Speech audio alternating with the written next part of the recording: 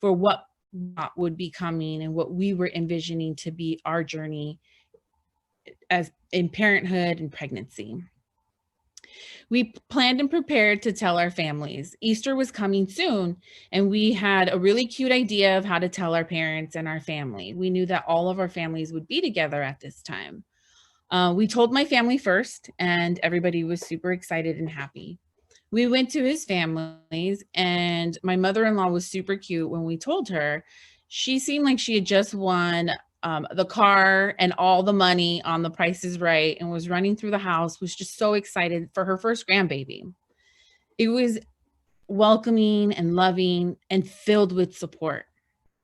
And we felt invincible. We didn't think anything could knock us off of this tsunami high wave. The months that followed, from April to September, seemed like that, like on old TV when you leave it on at night and all the static would come on. There were so many little things that were happening during that time. My blood pressure had started to increase, not too alarming, but enough where my birth team and I were starting to transition our conversations from our planned home birth to a hospital birth. That was the first knock of grief on my door. I had to forget about my birth plan.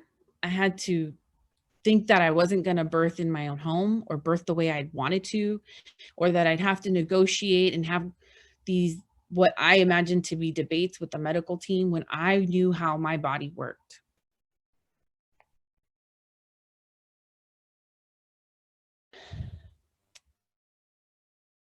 September in our life. As a nation, September 11th was a date that was marked quite well on the calendar, if you would say. Although September 11th of 2017 gained a new weight and a new image in its significance. It was the date that we were confirmed of my mother's brain cancer diagnosis.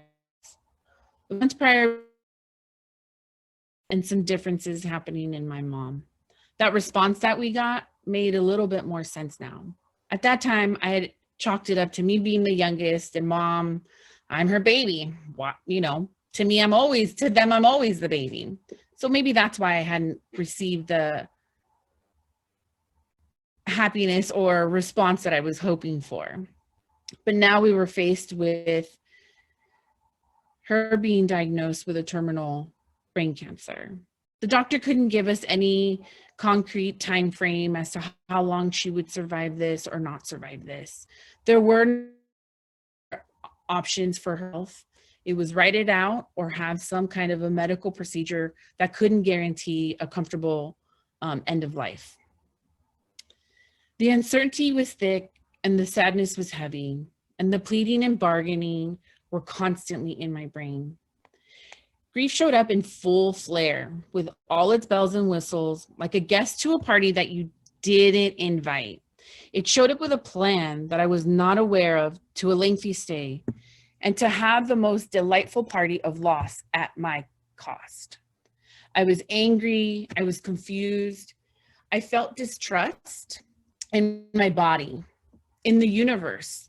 Everything felt so heavy and so conflicting because I was supposed to be in the happiest place of my life at this time. Nothing negative was supposed to be happening around me at this time. I prayed, I pleaded, I bargained with God, with the saints that I had grown up with and had faith in. I pleaded to anything that I thought could hear the deep fears in my heart. I prayed for just 3.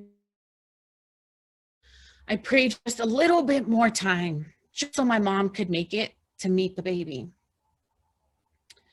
Not too far after this news that we received, my partner was informed that he would have the opportunity to return to the team that he had worked with, the Grammy-nominated team that he had worked with, to work on the next big project, which would be a music festival and possibly a world tour. All of this meant that he would be away from us, that he would be away from the home for much, much more time than we had anticipated. You would think I'd be jumping for joy and screaming at the top of my lungs of excitement and pride.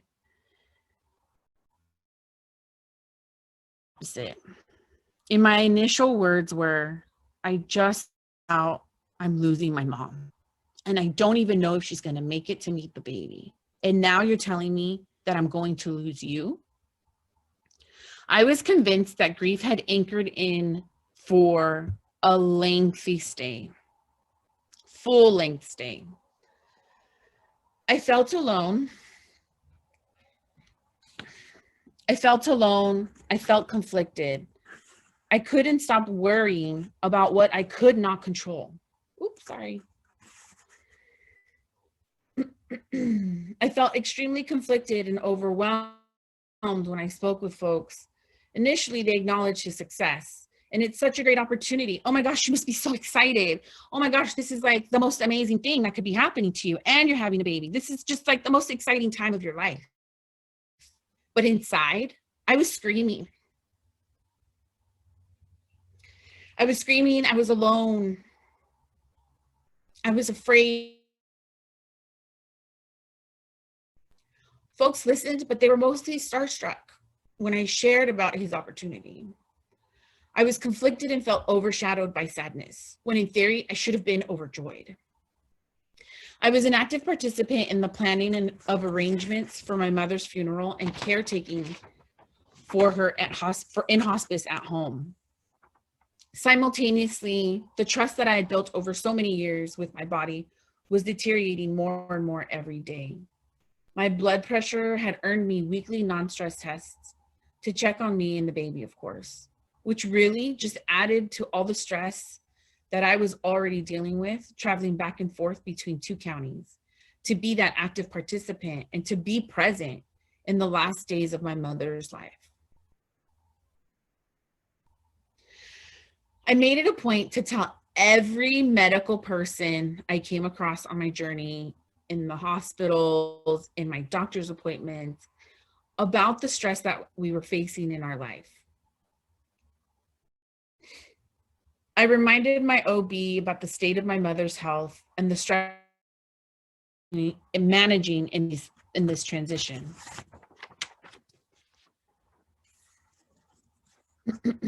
In reflection, it was a way of screaming for help, to speak to someone who knew how to hold space, to help me further process the grief in my life while holding space for joy to be present as we prepared for this amazing new joy in our life.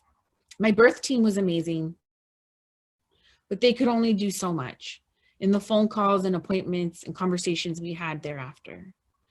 My doctor scheduled us for a C-section because of my high blood pressure. I was diagnosed with mild preeclampsia. Again, something I was not prepared for, something that I was really upset with my body, grieving the process that I had built and the vision and the hope that I had built in with my body. After negotiating many tears and reminding my OB of my mother's state and that our final gathering would be at my baby shower with all of my family coming in from all areas of the world. At the scheduled section, and I felt depleted. In my brain, I was still negotiating, I was still bargaining with all the powers that for a natural non-surgical birth, that I'd be able to still be mobile and be able to move around so that I could birth naturally, that I'd be seen and heard by the staff that would be attending me, for my mom to just make it, to meet the baby. But I felt defeated, and the weight that grief brought with it, by the weight that grief brought with it. My plead and bargaining fell on deaf ears, so it felt. But I felt I had one more jack in my pocket, breastfeeding. My mother and daughter met a week after her birth. We shared a short, brief weekend with my family, celebrated my niece's birthday, was able to take pictures. And a week later, to the date, my mother passed. Although we were preparing for this, it's something you'll never be ready for. I felt like I was struggling to feel like a new mom as it was. And now I just felt like a lost child looking for their mother. The conflicting storm of relief and sadness were strongly, strongly brewing in me. But I kept thinking, I have to keep pushing through this. I have breastfeeding on my side. This is the one thing I've got. This is the best part of my life. Just really holding on to that. I was 2 weeks postpartum when we buried my mother.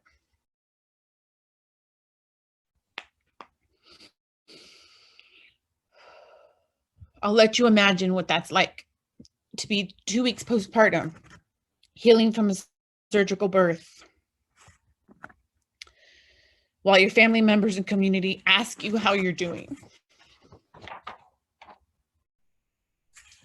When the only words or language that comes out of your mouth is a stream of tears. The holidays are arriving soon, and I'm just completely at a loss. Everything feels foggy. I can't make decisions. I can't even make a complete sentence.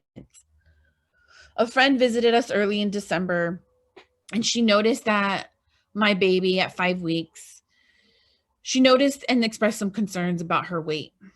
I didn't know what to say. I felt so confused. I felt so confident in my breastfeeding. I knew it wasn't easy, that I was so confused by her concerns. She invited us to a breastfeeding support group at Kaiser. She came and picked us up the next day. And although I knew my daughter's coverage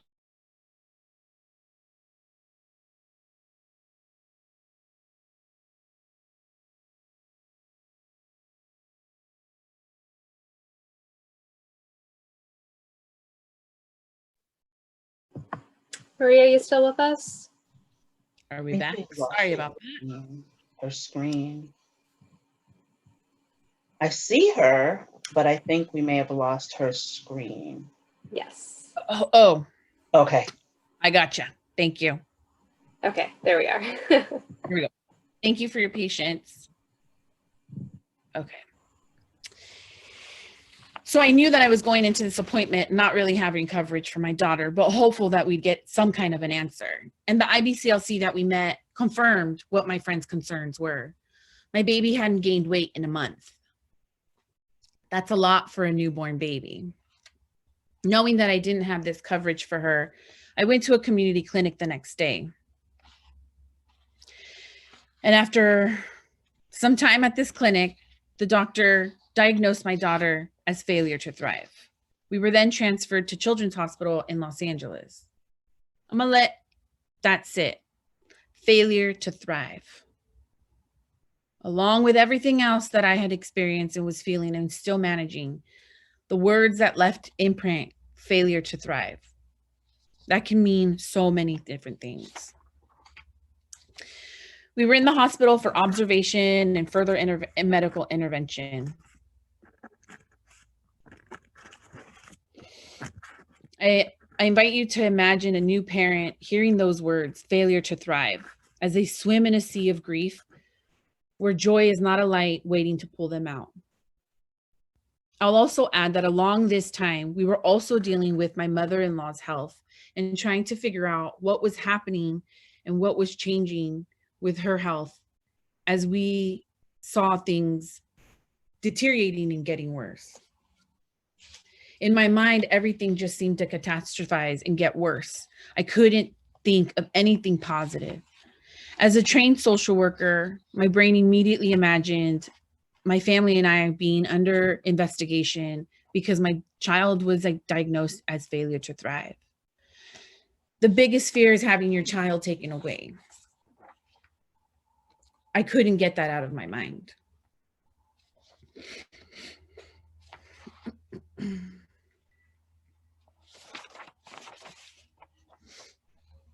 Although we were experiencing so many challenges, I was determined to not let grief steal this one last piece of joy. I kept trying to find light of joy around me in the life that I was in. Grief really dragged its feet in our first year of postpartum. With its final bow, 8 months later, with the death of my mother and grandmother-in-law, which was a reminder from grief that it would be lingering in the background.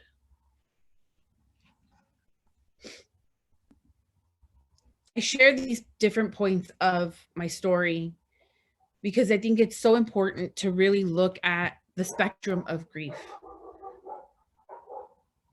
It's rare to have folks feel comfortable to talk about all of these different pieces and how they feel in this time of their pregnancy or perinatal experience. Perinatal meaning their entire experience prenatal and post, where grief can show up at any point in this time. And how does that impact their mental health, their well-being?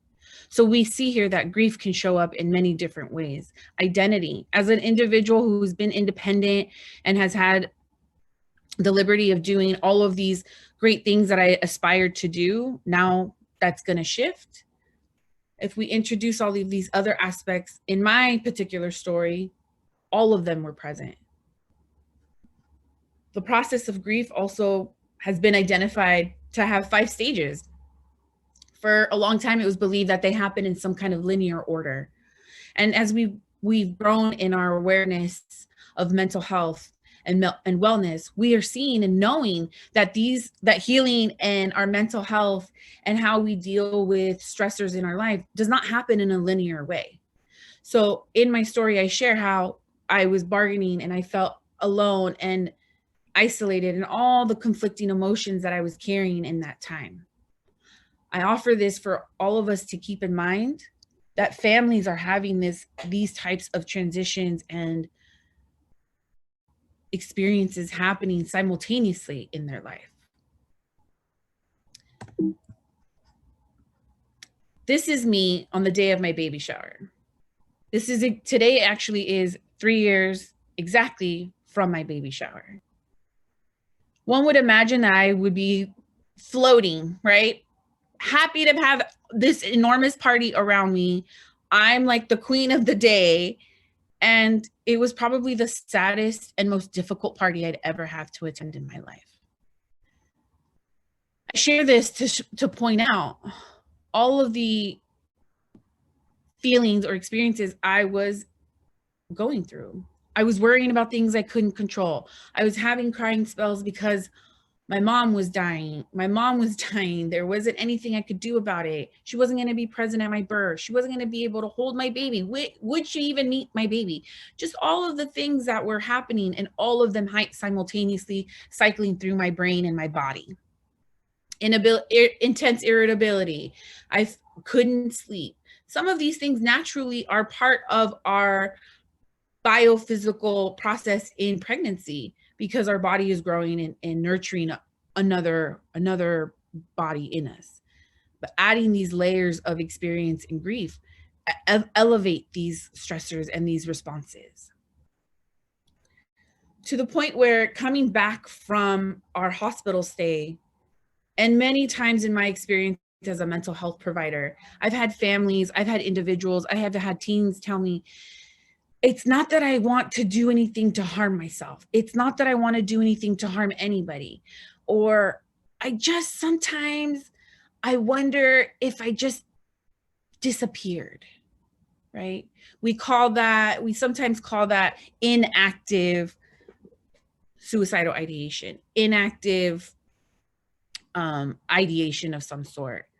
When we returned, one of the first thoughts, trying to do everything that I was coached on by the IBCLC at the Children's Hospital, but not feeling adequate at that same time. I just wanted to walk out and somebody else be able to take care of the baby. It didn't mean I didn't want my baby. It didn't mean that at all. It just meant I didn't feel complete because of everything that I was dealing with and how grief was just carrying me and wearing me down. Again, perinatal meaning the entire experience of a birthing body. Perinatal mental health is something that is so important to explore with our families, our individual families maybe that we work with, or our immediate family and friends. There are risk factors to look out for. If people have already experienced or have a history of mental health concerns, we want to be able to help them feel safe and held and be able to give a space for people to feel seen, to talk about what they're thinking and feeling, because a lot of these things that we think about are normal. But in our world, we are not given the space usually, or in our social circles, not able to talk about, today I don't want a parent. Today I feel like I just want to walk out. We want to be able to provide space for folks to be able to feel heard and seen. Risk factors like life experiences, stressors and changes, the impacts that occur in a family, not just occur after an event has happened. They are able to impact how a baby births, how a baby develops in the womb, how that parent is going to bond with that baby after the baby is born. I want to point out that 1 in 7 women will experience a perinatal mood disorder. I also, as a practitioner, am careful to also not pathologize people, because that is where we end up maybe losing folks when they really want to just have a space to feel heard and seen. Mental health is a continuum on the spectrum of people's lives. It doesn't take a break or stop when people become pregnant or carry a baby to term and birth. Grief and joy are almost like dance partners that are at the same party. I would invite us, and I hope that we can expand and be able to have these conversations with folks to normalize that. So how can we show up? How do we show up for folks to be able to support them and be able to maybe intervene or prevent or reduce the risk factors that they're facing that can contribute to their mental health and to their well-being? This next slide asks, how do we show up?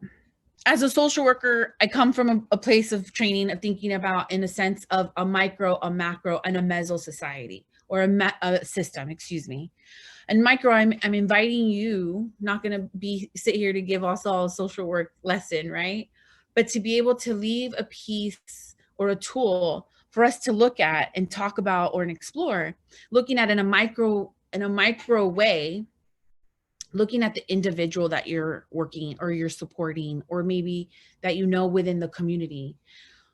Having those conversations, opening these difficult conversations, normalizing that these are parts of everyday life, that they don't stop when we get pregnant, that they don't stop when things are just really riding that tsunami of happiness, right? Normalizing that this is all a dance that we're all figuring out at the same time. So maybe asking that individual what their tools are when they are in a place of stress, when they are dealing with difficult situations, asking them, they're the expert in their capabilities and their tools. Asking their partner, that's kind of still within that microcosm. Asking their partner, how do you guys support each other? When difficult times arise, how do you see your partner being able to manage? Where do you step in? When do you need your partner to step in? Whether it be a partner or an identified support person. Macro, who's in the community? You are now being that next level. You are part of their macro extension. Who is the person that they're going to call who's outside of their home? Who is the person that is on their call list or on their email list, or who's the person in their Instagram or their social media platforms that they have most contact with, that they feel seen or heard by? What's available in the community? And I don't mean just what are the big structures.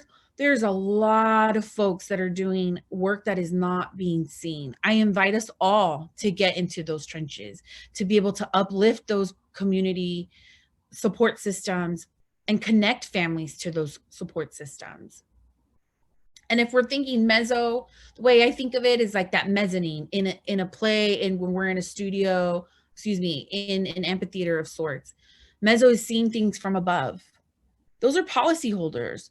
Those are people in our community that can make a change that you can tap into and say, we need to uplift this policy. We need to have more spaces for people to talk about, whether it be breastfeeding or grief. In my experience, I was very lucky to have a very supportive network. I would say that most people would expect that because I'm a social worker, I'm a therapist, that I would have all of these tools accessible right away. It is a disservice to folks to assume things about them. I think that's kind of like a general rule we have in general, right? In life, don't assume things. I feel this is a very important piece of not assuming people are fully aware of all of the transitions and changes that can come during a perinatal period. So really diving into those networks to be able to create a support and area of strength for folks. I had a birth team. They were my point people. When I felt that I didn't have the strength to pull through a breastfeeding session because my baby was chomping on me, they were the ones that I called. They were the ones who actually set me up with a private LBCLC who came to the home, who confirmed your daughter has 2 anomalies. In the span of 2 months, nobody had brought that up to my attention. In the span of 2 months of going to doctor's appointments and dealing with my daughter's pediatricians and shifting from clinic to Kaiser, nobody asked if I needed to talk to somebody until a final appointment. And they finally handed me the PHQ-9, which is the depression scale. That was probably at 4 months. It's so important within that last trimester, those first 3 months of transition for baby and birthing family to be supported, to be upheld, whether it be their first baby or baby number 4. Every experience brings something new. And we want to be able to support families and individuals to feel confident and to feel normalized and destigmatized in dealing with grief in this time of preparing for something filled with joy, or what's expected to be filled with joy.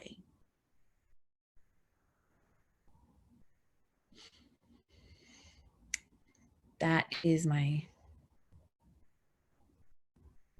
end with that in inviting us all to think about how we can show up for families and for ourselves in being able to be present as a community and as individuals.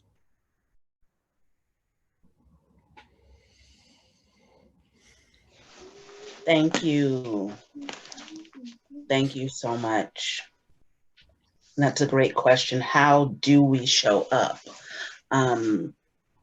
If anyone has any questions, we have about 2 minutes for questions, if you have any questions. And while we're waiting for a question, I'd like for us to take a deep, deep breath together.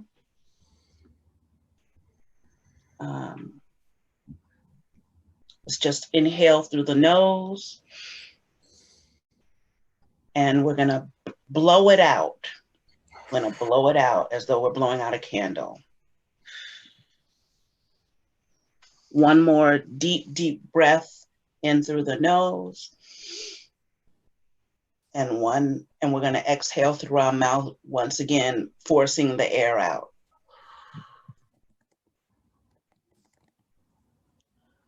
Are there any questions at this time?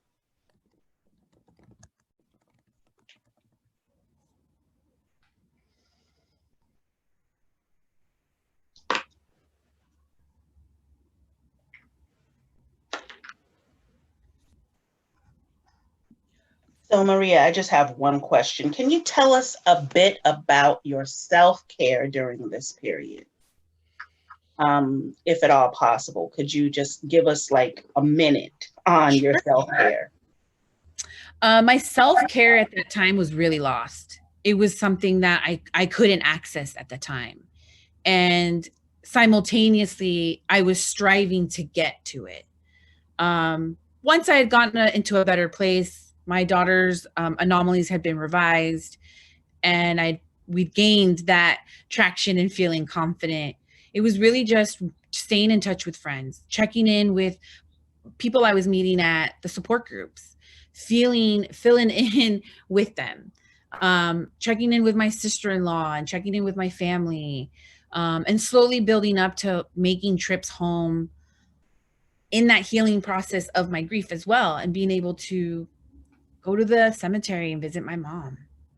It was little things in that way, being clear about I need to take a shower first thing in the morning with my partner, being clear with family about this is, being able to put parameters around what times were spent doing what, just so that I could take a break, asking them for help. Can you hold the baby? She loves to nap with you.